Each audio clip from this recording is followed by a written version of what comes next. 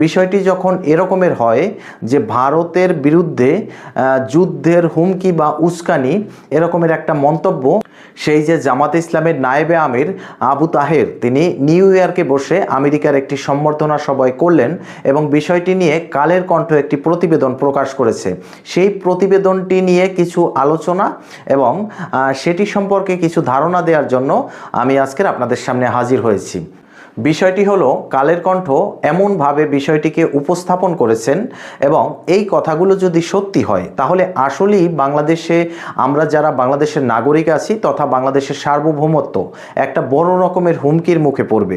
কারণ আপনারা তো জানেন যে বর্তমান সময়ে ভারত পরাশক্তিতে পৃথিবীর চতুর্থ বৃহত্তম শক্তিশালী কান্ট্রি এবং আর অল্প কিছুদিনের ভিতরে ভারত অর্থনীতিতে পৃথিবীর দ্বিতীয় বৃহত্তম কান্ট্রি হিসাবে পরিচিতি লাভ করতে যাচ্ছেন। এখন যেই দেশটা এত বড় একটি পরাশক্তির দেশ এবং অবস্থানগত দিক থেকে বাংলাদেশের একমাত্র প্রতিবেশী দেশ হচ্ছে ভারত, কিন্তু বিগত দিনে মানে বাংলাদেশ স্বাধীন হওয়ার পর থেকে ভারত আমাদের একটি বন্ধু রাষ্ট্র ছিল।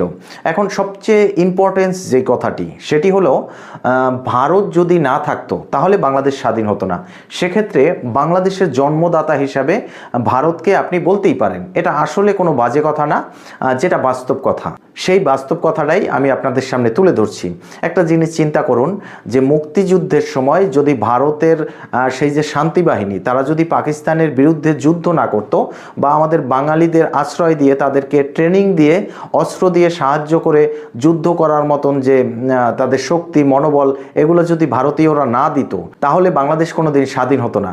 এখন কথাটি হলো ডক্টর মোহাম্মদ ইউনূস যিনি জাতিসংঘে ভাষণ দেওয়ার জন্য আমেরিকায় গেছেন এবং তার সফর সঙ্গী হিসাবে বিভিন্ন রাজনৈতিক দলের বেশ কয়েকজন নেতাকর্মীকে তার সাথে নিয়ে গেছেন। এর ভিতরে জামাত ইসলামের নায়েবে আমির আবু তাহের তিনিও ডক্টর মোহাম্মদ ইউনূসের সাথে সেই আমেরিকায় জাতিসংঘ অধিবেশনে অংশগ্রহণ করার জন্য সেখানে গিয়েছেন।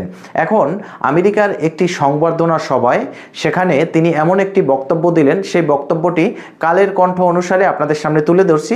তারপরে আমি সেই বিষয়ে আপনাদেরকে কিছু মানে আমার ব্যক্তিগত যে মতামতগুলো বা যেইগুলো বাংলাদেশের অন্য যারা রাজনৈতিক বিশ্লেষক বা গণমাধ্যম কর্মীরা যেইভাবে তারা এই প্রতিবেদনটি প্রকাশ করেছে তাদের মতের সাথে মিল রেখে আমিও কিছু অংশ বলার চেষ্টা করব।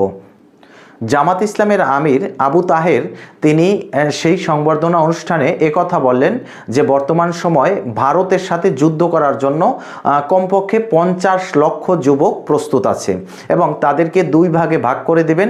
এক ভাগ গেরিলা যুদ্ধে অংশগ্রহণ করবেন এবং অন্য যে দ্বিতীয় ভাগ